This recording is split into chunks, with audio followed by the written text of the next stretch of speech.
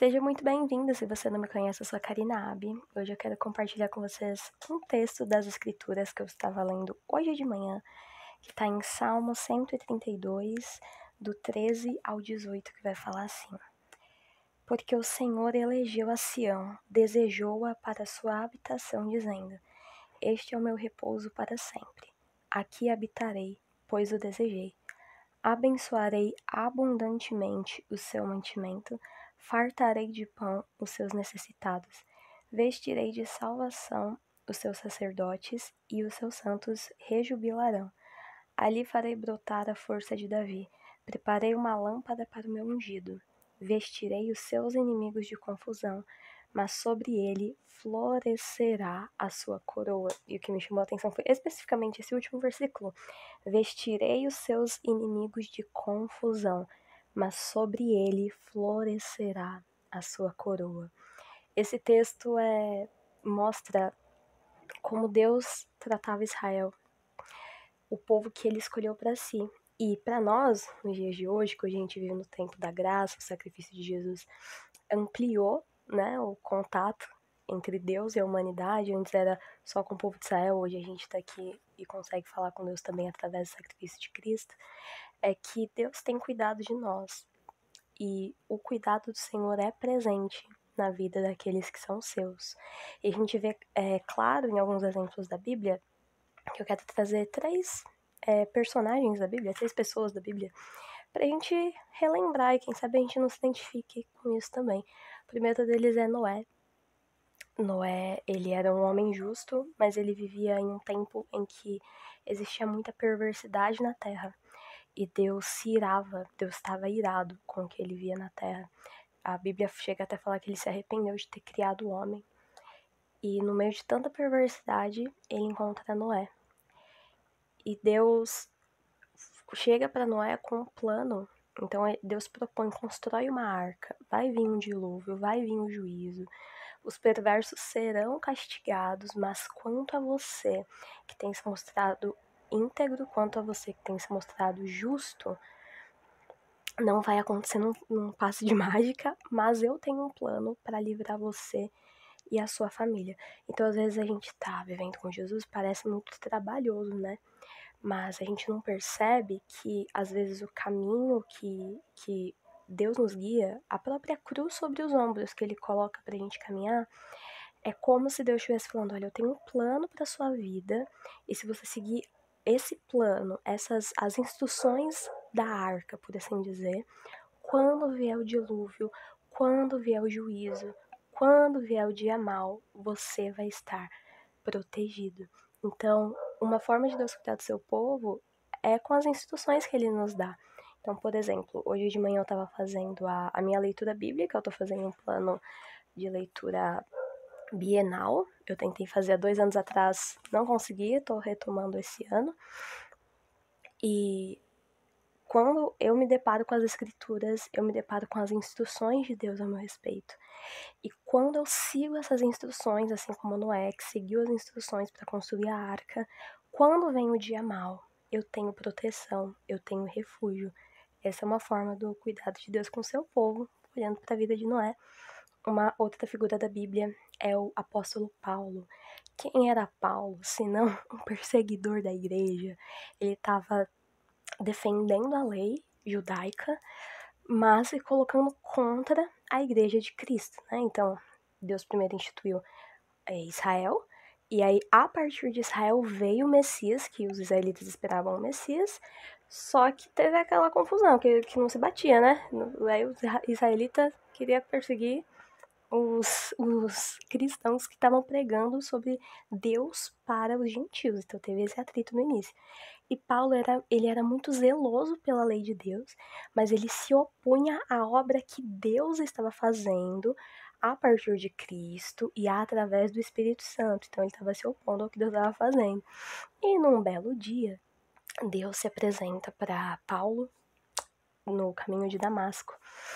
E ele tem um encontro com Cristo, ele se converte, mas existia uma sina sobre ele que ele precisaria sofrer, ele saberia o que é sofrer por amor de Cristo. Então, do mesmo jeito que ele perseguia os cristãos, quando ele se tornou cristão, ele passou a ser perseguido. Então, boa parte da vida de Paulo, eu não vou falar boa parte porque eu não estudei pra ver quantos por cento de parte da vida de Paulo, mas Paulo vivia preso, vivia sendo açoitado, vivia sendo preso, tem naufrágio, tem um texto que eu não sei onde fica, mas que ele lista em uma das cartas dele as trocentas desgraças que ele viveu por amor a Cristo. Pense num homem que viveu desgraça por amor a Cristo. Paulo, este homem é Paulo. E a gente fala, meu Deus, mas como que Deus cuida? O homem vive preso, o homem vive açoitado, pobre coitado, como que Deus cuida? E a gente vê lá no livro de Filipenses, se não me engano, que ele diz, tudo posso naquele que me fortalece. Tem outra versão que fala, posso todas as coisas por meio de Cristo que me dá forças. Então, o cuidado de Cristo com Paulo estava em conceder força para que ele suportasse as tribulações. Quantas vezes não somos nós? Totalmente assim, uma prova, uma treva, uma tribulação, mas de alguma forma inexplicável. A gente tem força para continuar levantando da cama, ou em momentos que a gente não consegue, que são dias muito tenebrosos, a gente tem força para botar um louvor e falar, Deus, me ajuda. De onde vem essa força? De onde que vem essa força que o crente não para? Que parece que quanto mais tribulação vem na vida do crente, mais ele cresce. Que quanto mais açoita, maior é o sorriso no rosto do crente. Esse é o cuidado de Deus com o seu povo. Paulo não foi livre das aflições. Assim como Jesus disse, no mundo tereis aflições, mas tem de bom ânimo. Paulo não foi livre das aflições. Muitas vezes nós não somos. A maior parte das vezes nós não somos. Tem tribulações que a gente vive que é porque a gente não foi sábio. Mas tem tribulações que a gente tá andando no caminho de Deus, tá fazendo tudo certinho, tá pegando conselho com o sábio, tá fazendo tudo. Tudo certinho, mas vem o dia mal. E a gente só permanece firme no dia mal por causa da força que Cristo nos dá. Então, como Cristo abriu um caminho para nós, para o Pai, e um lar eterno na eternidade, não é difícil para Ele nos dar força para suportar as tribulações na vida. Tudo que a gente precisa é permanecer nele. E a gente vê isso em Paulo. Mesmo preso, ele continuava pregando a palavra, nem que fosse através de cartas. Então, se você hoje está no momento de prisão, eu mesma, algumas semanas até estava numa prova, numa tribulação, que era uma coisa assim, se não for Deus na minha vida, se não for a palavra de Deus, para de uma forma sobrenatural dar vida pra minha vida, não vai dar. Foi um negócio cabuloso, assim, as provações que os crentes passam, né? Não dá nem pra explicar como que foi isso aí, mas Deus me deu força em um lugar que era um lugar sombrio, um vale de sombra da morte, literalmente, um negócio tenebroso, que eu achei que ia morrer. Ó a cara de princesa que eu tô vindo falar com vocês. Como é possível?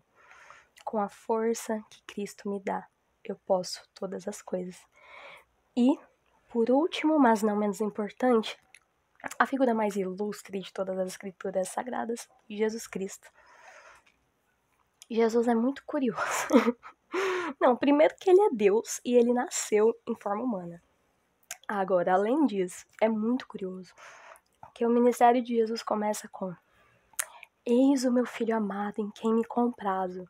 Aí logo em seguida Jesus é conduzido pelo Espírito pro deserto para ficar lá 40 dias sem 40 dias sem comer e ainda sendo tentado pelo diabo. Joia, legal. Aí no finzinho da vida de Jesus tinha uma missão, que era a cruz para salvar o povo, tudo mais. E aí Jesus chega na presença daquele mesmo pai que falou para ele: esse é o meu filho amado. E Jesus, num momento de profunda aflição, fala: pai, se possível for, afasta de mim esse cálice, contudo seja feita a tua vontade. Aí esse pai que testificou e falou: esse é o meu filho amado. Nós somos filhos amados de Deus, não somos? Você é filho amado de Deus, eu sou filho amado de Deus. E às vezes a gente chega com a aflição e fala: Deus, afaste-me, não me deixe passar por isso. Gente, a cada prova da minha vida que eu me vejo nessa situação, eu falo: Deus, isso não, isso aqui, ó, esta situação específica, livrai-me deste mal. E aí Deus, com todo amor e carinho, parece que Deus só ouve a parte do seja feita a sua vontade. Entendeu? Então, assim, qual parte da oração de Jesus foi respondida? Seja feita a sua vontade. A parte pai, paizinho, aba pai, que a gente ora. Se possível, afasta de mim esse cálice. Tem vezes que parece que Deus ignora essa parte. Aí Deus só ouve a parte. Mas, contudo, seja feita a tua vontade. Jesus, o Filho amado, teve o seu pedido negado, a sua oração negada. Ele teve que ir para a cruz. Ele foi abandonado pelos seus, ele foi traído por um de seus discípulos. Ele precisou passar por uma aflição, uma agonia terrível para cumprir a missão que estava imposta para ele. Ele não desistiu, ele foi. E a gente fala, mas cadê o cuidado de Deus? Jesus morreu e ainda ficou 3 dias lá. Só depois de ressuscitar. Cadê o cuidado de Deus? E é muito bonito, porque eu vou até ler com vocês. Ah, não, vou de cabeça mesmo. Tá em Filipenses 2. Aí vocês vê lá. Que fala que Jesus, ele foi obediente a Deus. E ele foi se desfazendo da sua posição. Então ele não teve por usurpação ser igual a Deus. Ele se desfez do seu poder de Deus, por assim dizer. Ele veio em forma humana, ele assumiu a posição de servo e se humilhou até a morte, foi obediente, se humilhou até a morte de cruz. E às vezes na nossa vida, a gente vê assim, ai Deus, tô servindo a Deus, eu perdi isso, aquilo, outro. Cheguei à posição de servo, de escravo, de pobre, desgraçado, segue nu. E aí a gente se vê meio que no Cristo no madeiro, né? Padecendo. Quem nunca? Eu esses dias. Eu esses dias mesmo. A gente se vê, a gente se identifica com Jesus pendurado no madeiro. Mas a gente se esquece que o cuidado do Pai com o próprio Filho, com o Filho de Deus, foi grande. Porque depois que ele passou a provação terrível que ele tinha que passar, ele tem o seu nome exaltado acima de todo nome. Não, Deus não vai fazer isso comigo, com você. O nome que é acima de todo nome é apenas o nome de Jesus. Mas o cuidado de Deus está em... Deus está nos vendo. E aquilo que o homem plantar, ele certamente vai colher. E se nós somos fiéis à aliança que Deus fez conosco, Deus é fiel para nos recompensar no tempo certo, se não desistirmos, como fala em Gálatas 6. Então, esse é um convite para nós confiarmos um pouquinho mais em Deus, porque Ele está cuidando de nós. A gente pode lançar nossas ansiedades sobre Ele, porque Ele está cuidando de nós. Se Ele não negou nem o seu próprio filho, isso fala em Romanos 8, eu acho, se Ele não negou nem o seu próprio filho, Ele não vai nos negar todas as outras coisas. Então, vamos voltar lá para o texto do início, Salmo 132, para você pegar a poesia, a poética dessa frase que arrebatou meu coração, que diz assim: vestirei os seus inimigos de confusão. Mas sobre ele, então sobre Israel, sobre você que confia em Deus, florescerá a sua coroa. Pegou a poética?